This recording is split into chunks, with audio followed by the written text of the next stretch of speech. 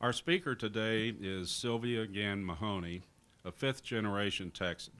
She's currently a member of the Rotary Club of Fort Worth and has served as an assistant district governor for District 5790. Sylvia is an English professor.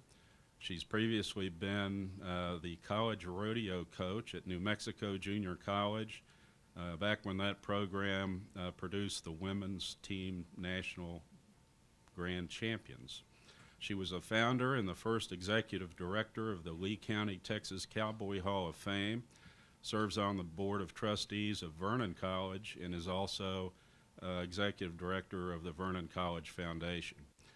Sylvia was also president of the Vernon, Texas Rotary Club, and this is kind of where what we're going to hear about today began. Today we're going to hear about a project that could only happen in Rotary, and it's a project that was presented at the RI convention and was also a cover feature story for the Rotarian magazine. I think only in Rotary can the members of a club in Vernon, Texas organize a project that spanned 3 countries and how many states in nine states in the United States.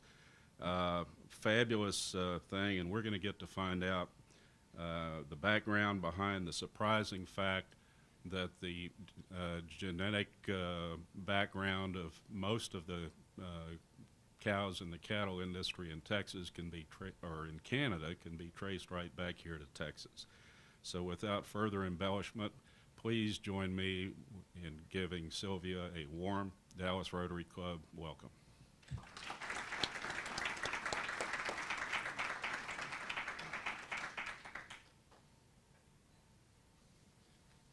President Dana, members of the Rotary Club of Dallas, and the guests of members of the Rotary Club of Dallas. I love speaking to Rotary clubs. It's like speaking to the choir when you're a preacher, you know.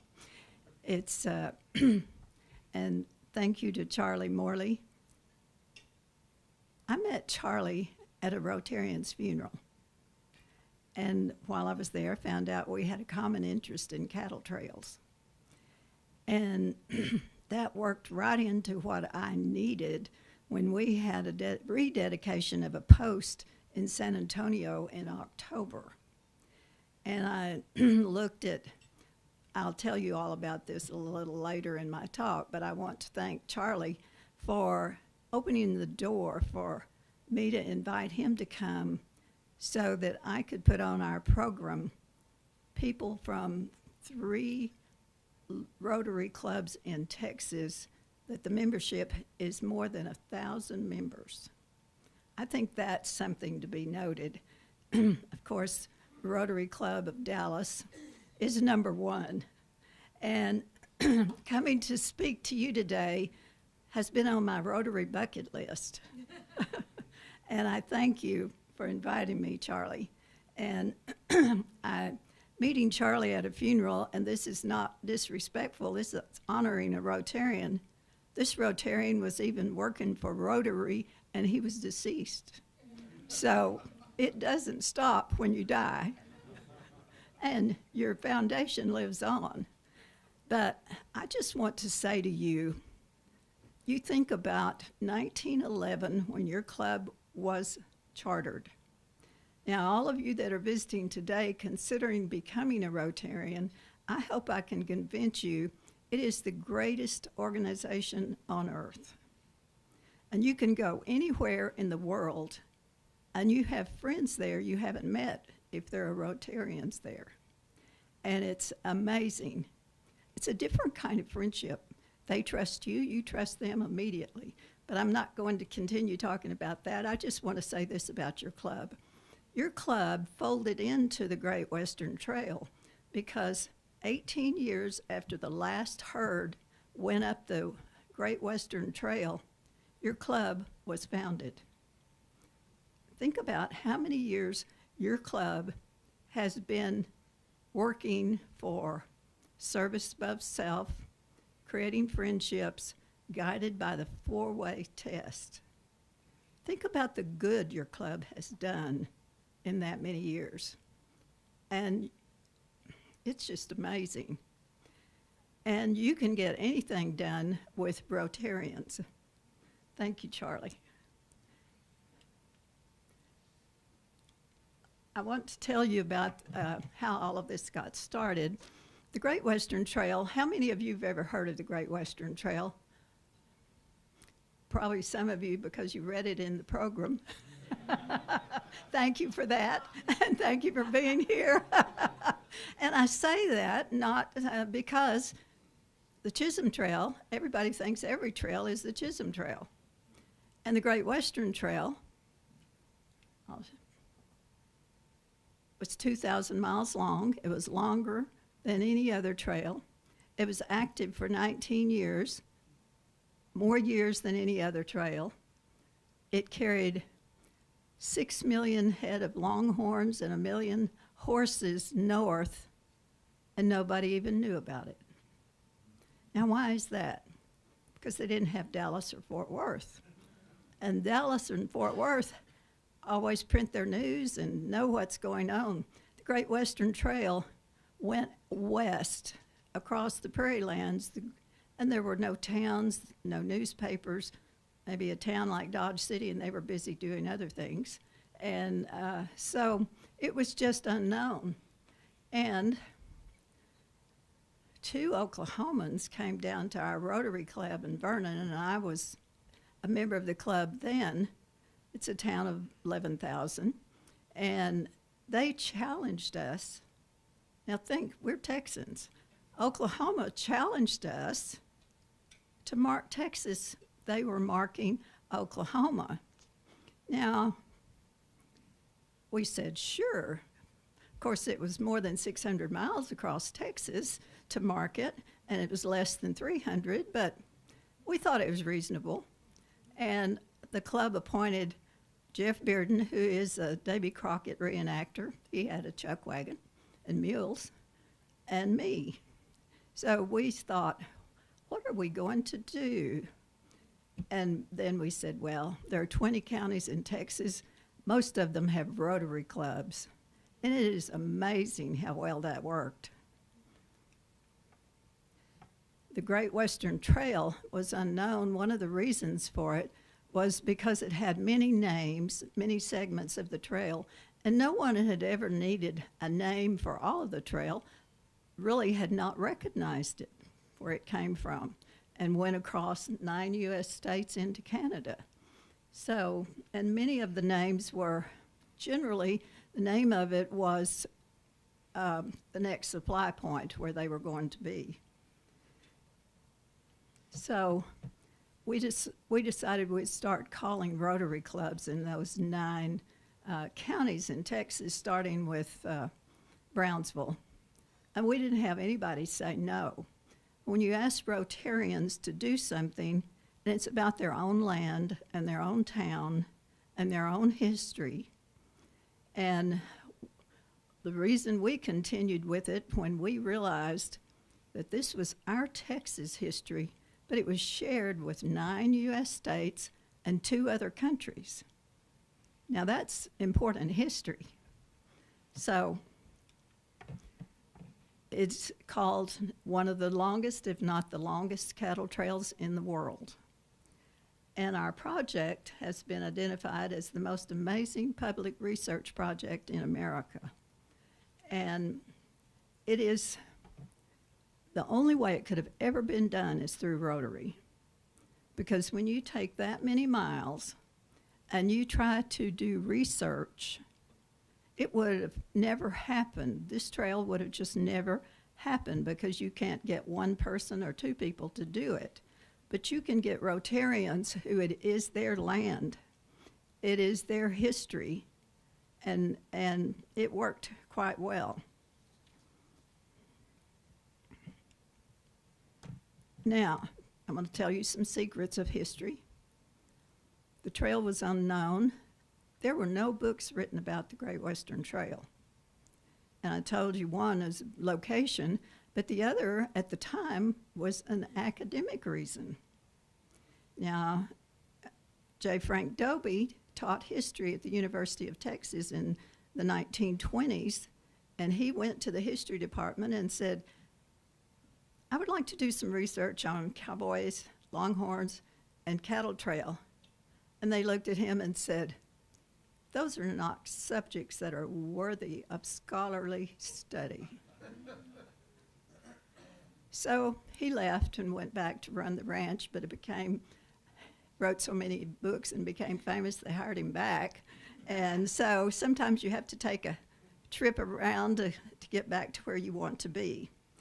Now, it was not until 1965 that a university decided to allow research.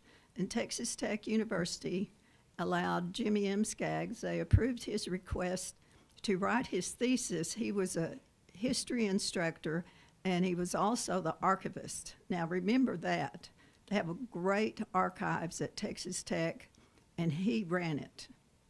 So he knew how to do the deep research, and he wrote the Great Western Trail, and it's still a thesis, has not been published, but we're working on that.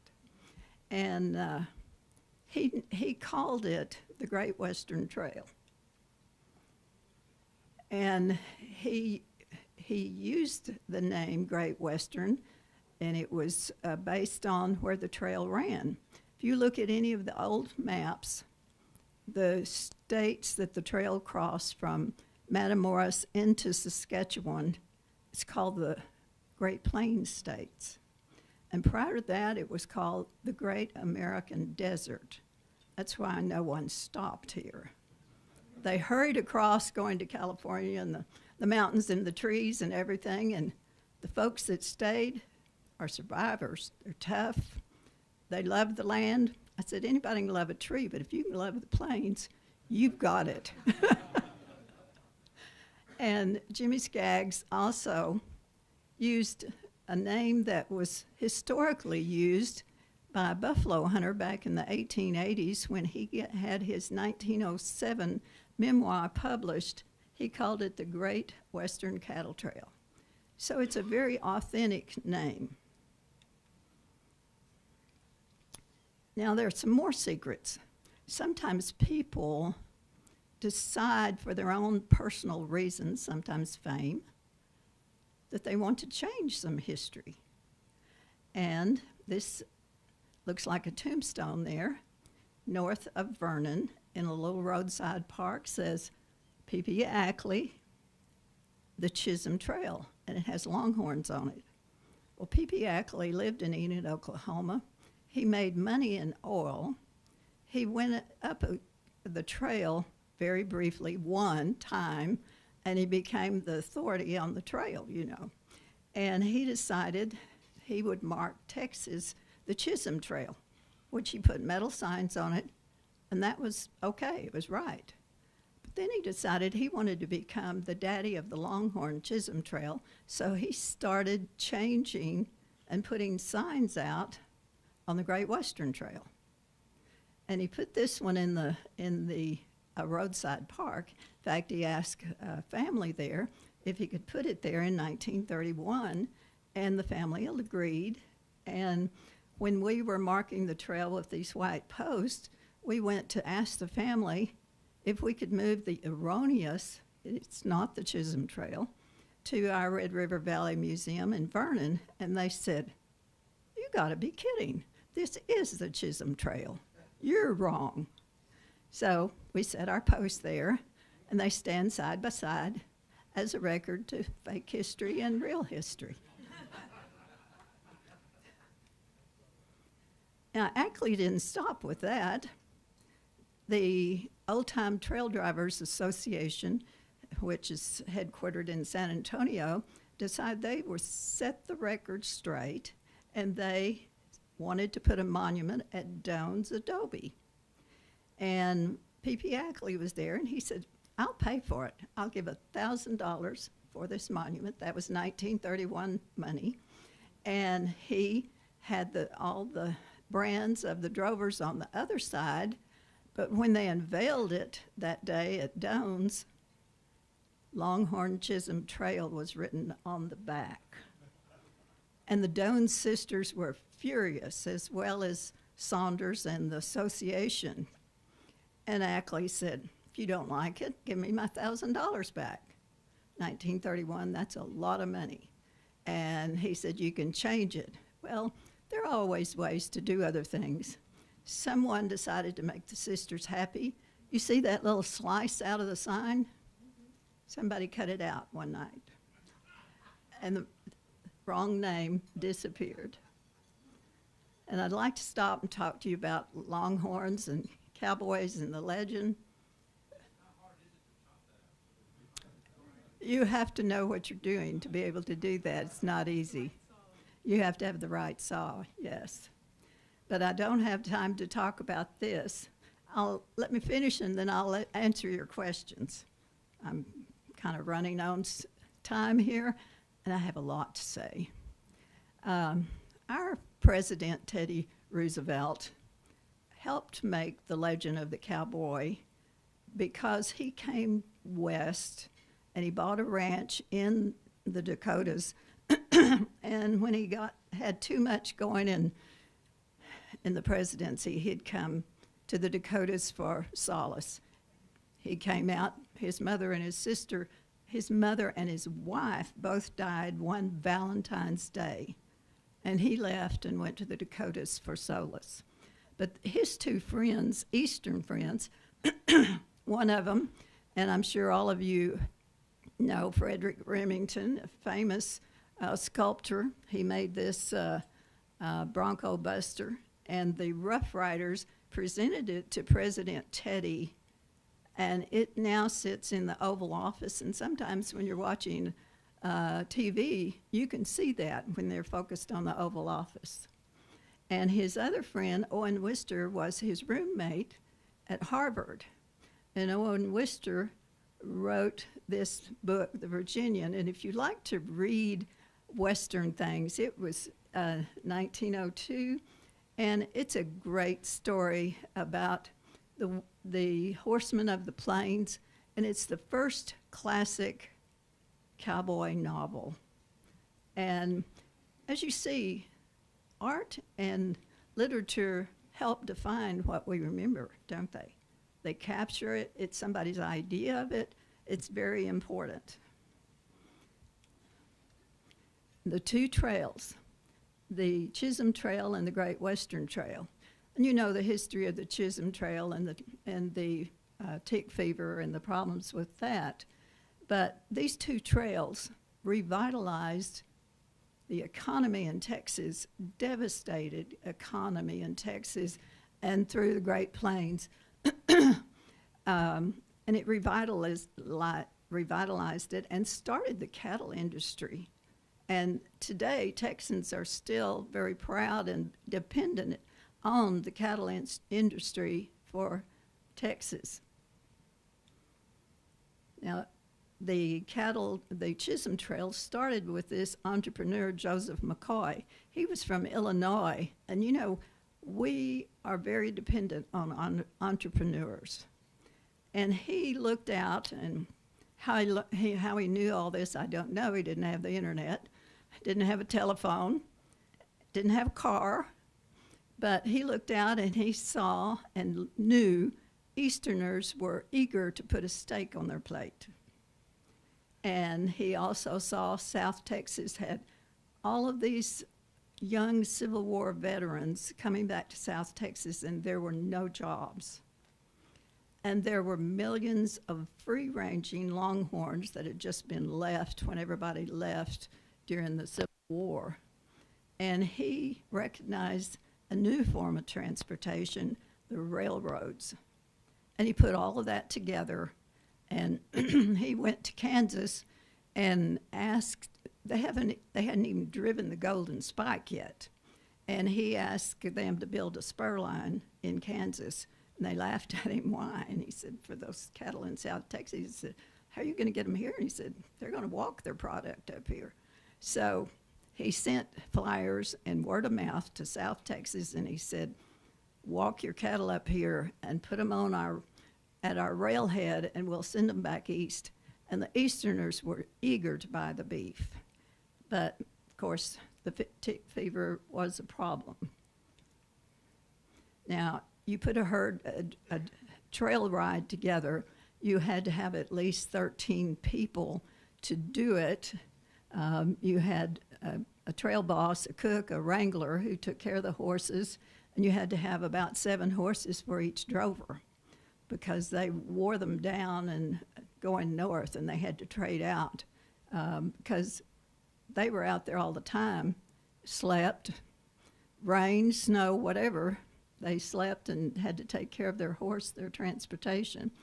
The drag, 4 of them in the back, worked hard to get out of that position and move on up. And plus, you had, if you were going to be a trail boss, you had to have enough money to buy all the supplies going north. And you had to gather the cattle, a herd of 2,500 to 3,000. And they could gather them in South Texas because they were free-ranging, most of them. And you had to know how to herd cattle. You know, they don't just go up the trail because you tell them to. And our next entrepreneur is responsible for the Great Western Trail. The socioeconomic things changed, and by 1874, there were 2 new markets. And this man, John T Lydell from South Texas, a rancher, how he knew all this, I don't know. But he knew about government contracts, humanitarian, because the Native Americans were starving. Buffalo hunters had killed all the buffalo, and they had no food. They were just living on small animals out on the Great Plains. And the government did provide contracts. He had a contract, and his first herd was 3,500 Longhorns to Red Cloud Indian Agency, and also for the troops that were up there because there was nothing to eat on the plains. And he also knew with no buffalo, there was this vast grassland there. Open range ranching started, and it didn't take long for them to realize they had to have these cattle from South Texas and horses to stock all of this northern plains. And Lydell took advantage of it, and the word soon passed around in South Texas particularly, and you had all these drovers going north, and the beauty of it was when they got it to the railhead or someplace, they were paid in gold. They brought that gold home, and they had it. Wasn't in stocks that could crash or anything else. It was gold. And most of the major ranches along the trail, and particularly in Texas, were started with trail gold. The last trail ride up, the last large herd that went up was 1893. Now I want you to look at that picture. If you had to take 9,000 head of cattle all the way to Deadwood, South Dakota, how would you feel? Just looking at that many. And he delivered those, and that was the last major one in 1893. So now we're going to go to 2003 when these Oklahomans came to our Rotary Club and challenged us. And we just said, sure, we're going to do that. And, you know, we didn't think about making posts. But as I said, everything we needed, there was somebody who volunteered. One of our Rotarians recruited 2 men to be Rotarians so they could make posts. Now you see that mold? 225 pounds the post weighed. It was weather sensitive, and they made them in their backyards. And it took 30 days to get 2 made and let them cure and get them painted and see the red, paint the letters and everything. But we had our first dedication, and it was a marvelous thing and freezing cold. But it was a gloriously historic time, and it was at the Doan's Adobe, and they'd had a picnic there every year since 1884, And I always wondered, because it said the wives had a picnic there after their husbands went across into Indian Territory, and I thought, were they celebrating? Oh, well, maybe not. So it is.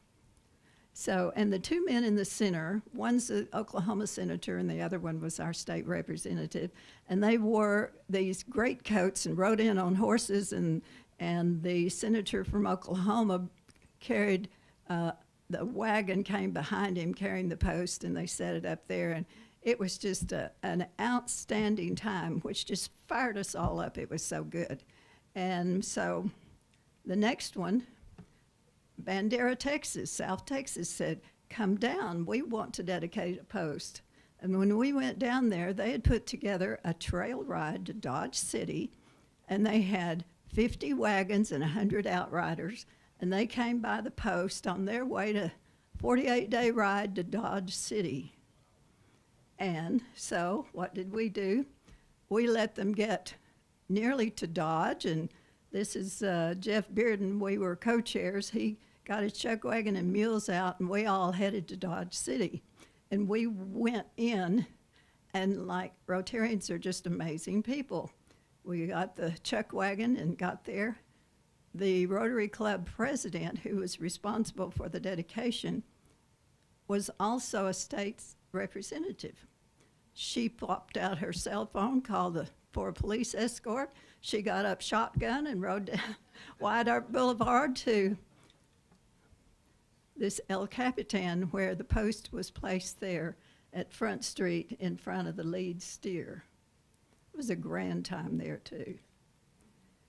Now I'm going to take you back to our dedications, and they're going to just be a few selected because there were way too many to show them to you, but we went to Matamoros and had a grand time. They met us at the border, picked us up, escorted us, and the dedication was at the Land Reform Movement Museum. And then afterwards, they treated us to the best margaritas in Matamoros. And every place we went for a dedication, we had fun. They treated us like we were somebody special, and it was just amazing what we learned. I'm going to show you a few things. This was in Kerr County, and the Wow Ranch is famous, and we got to go out there and see the ranch. And what is really sad, this ranch, as well as the large Wagner Ranch near Vernon, have both sold after 5 generations in those families. They both sold. Now in Menard, the Longhorn was at the car wash getting ready for the parade, and he got a lot of attention. And we went to a little town, Moran, near Albany, and they had gotten one of the ranchers with real working cowboys to come in and herd 50 head of steer to stand around the post. And there was a party barn. It's one of the only buildings in Moran. And the cowboys went through, refreshed, and the rancher got off his mule and signed his credit card, and they went to get the cattle. That picture on the right is a picture of the Texas Longhorn herd that's at Fort Griffin. Now, we timed things so that we had dedications, and the schools let the children out, and they lined the streets and watched the wagons go by and see history happen. Now, our project went north when we went to the Corpus Christi zone meeting, and the district governors were all from the northern states. And all it took was this Rotary International president-elect there to look at our exhibit, and the district governors came over and said, what's going on? The district governor from Ogallala said, when are you coming to Ogallala? We want a post.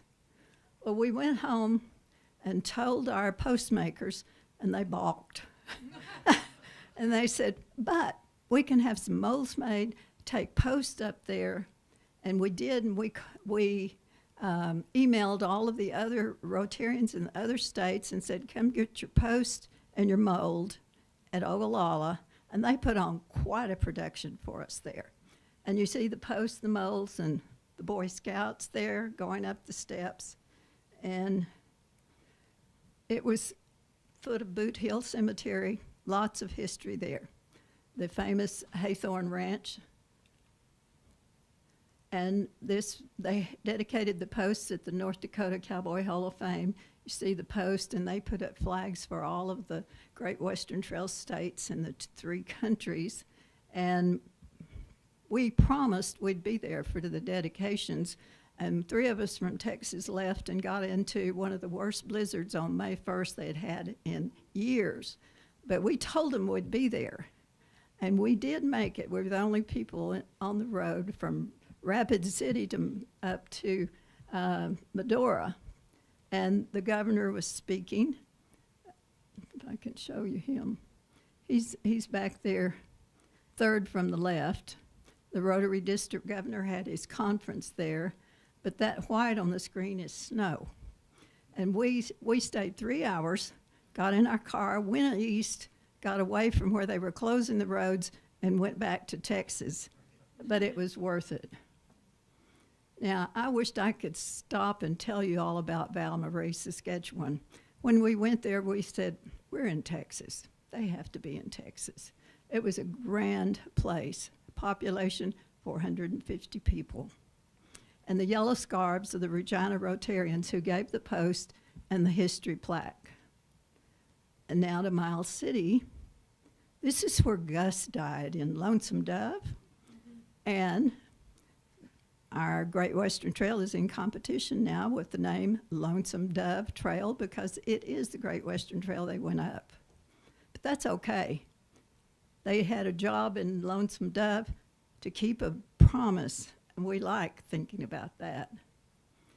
And our Rotary International governor came to Montana, and they came from Canada and Montana because they'd never had a RI president come to Montana. And he decided we needed some sustaining things, so he wanted a photo shoot at Brownsville.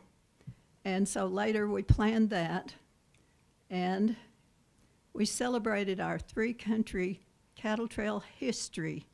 And it was so grand, because look at the Charles suits, and it was just, and the flags flying, and it was a beautiful celebration of goodwill, friendship, and a common heritage. And one of the Rotarians went home and had rotary pins made with Longhorns and sent them to me, and he said, you give them to every Rotarian who's helped with this project to say, thank you for including Mexico. And we gave a program at RI Convention in New Orleans, and we wore our shirts and boots, and Great Western Cattle Trail, Michael Babb had written an original song and sang it, and afterwards one of the international Rotarians came up and said, I just love your native costumes. So now I have native costume. And the editor of the Texas Tech Press asked me to write a book about the most amazing public history, and it did win 2 awards, and I do have them for sale. So just to let you know. And then we had a joining together because of the magazine article with 12 pages about the trail, and I got a call from the RI president, and he said, we need to have a Rotary Drovers reunion and celebrate the magazine going international with it. And I thought, oh my, where are we go? What are we going to do? And a district governor from San Antonio called and said, we're going to rededicate the Great Western Trail post at the Whitty Museum. When can you come down and we'll have a rededication? I thought, yes. And I called Charlie and I said, we're going to do some things. Here's the magazine. I got together some mason jars. This is the Rotarian from the Fort Worth Stockyards Club, and he does John Wayne. He's an amazing John Wayne. And during that time, we found out the Rotarian had won the Gold Award for our article in their magazine. in competition with 850 magazines with circulation more than 100,000. So we asked him to come from Rotary headquarters and accept a proclamation.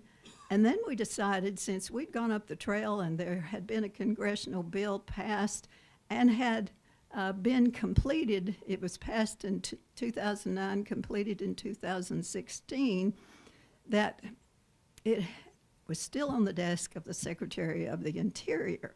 So we thought, proclamations. And thanking Kay Bailey Hutchison, an honorary member of your club, because she submitted the bill to Congress for the Senate, and John Cornyn co-sponsored it. So we decided we're going to thank them, and then in the course remind them it has not been voted on yet. So I called Charlie and I said, will you come accept this award, because I had contacted the ambassador and she was in Brussels. So Charlie came down, and our RI president made a big deal out of the fact that the Rotary Club of Dallas, the oldest one, and the Rotary Club of San Antonio was 1912, and the Rotary Club of Fort Worth was 1913, 11, 12, 13, and combined 1,000 members. So Charlie accepted it. The past president from San Antonio accepted it. The president of my Rotary Club, Fort Worth, accepted it for Kay Granger, who is a member of our club, and Charlie Jeffries accepted it for the Secretary of the Interior. I mailed all these to them, and the proclamations were beautiful, gold and printed by Rotarians in Abilene. And we presented the flags, and the U.S. flag was presented by this little family here who live on, they're the 5th generation to live on a Great Western Trail ranch. And the Canadians sent a video, and I want you to see the man in the middle. He was the lead on Marking Canada. He's 92. He died 22 days later from cancer, but he said, I will do you a video. And he said, my friends held me up. And all the speakers had Red River water and mason jars, and they toasted the post. And we had a great time with real Longhorns, and Jim Bowie and Davy Crockett, Rotarians, and they did a presentation of the Alamo and what happened there. And everyone said, it is great to be reminded. It's powerful. And the power of Rotary and Cowboy Code and 4-way test, 3 countries, goodwill, 2,000-mile heritage tourism corridor, and the first in Texas is the Rotary Club of Dallas. Thank you.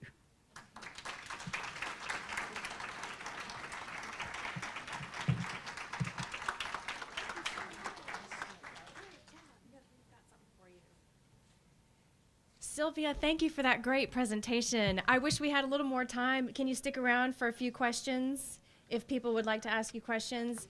Okay, we'll come on up to the front if you've got a question for Sylvia, and I've got a present for you from our club. This is a little piece of our history. This is the Rotary Club of Dallas A Century of Service, our history book. And on the inside cover, we've asked everybody in attendance today to sign this in honor of your presentation. We really appreciate you coming and sharing this bit of history with us. I am addicted to books, so Yes. you just fed my addiction, and I'm going to go home and read that. That's wonderful. Good. Thank you so much. Thank you. We appreciate you. Also, I would be remiss if I didn't say our guest, Judge Audrey Moorhead, is a newly elected Dallas County judge. So welcome once again. We're happy to have you, and congratulations. Thank you all for sticking around as we run just a few minutes over on time. Here we go. Colleen Brainerd, is she still here? Excellent. We have a quick announcement about our meeting next week, which is not our typical lunch meeting. Come on. Okay, how many of you are going to be here for lunch next week? Oh, no. No, you're not. No, Charles, you're not going to be. This is my quick announcement. We have the chili and Oscar night. How many of you are going? Yes. If you haven't signed up, please, we need you to RSVP. We're going to have games. We're going to have movies. We're going to have all kinds of fun things, and I want to see you all there. Not only do I want to see all of you, please bring a friend, a guest, a family member. It's going to be great. Thank you, Colleen. Thank you. And please do RSVP. We have a board meeting immediately following this meeting, and so board members and newly elected board members, please plan on joining us. We'll just be meeting right behind here. And remember to stay informed with everything that's going on. While we had quite a bit of announcements today, we have a pre-meeting announcement slideshow rolling every day before and after our meetings to make sure you're all caught up on everything that's going on, from hunger events to Dream Team mentors needed and everything else. So don't miss a beat and watch the announcements. Finally, thanks again to all of you for your attendance today. It means a lot to have you here with us, and we hope you enjoyed our program. Rotary membership is indeed an honor and a privilege, and we do accept new members by invitation only. However, someone did think very highly of you to bring you here today, so we hope you'll inquire within about how to join our club.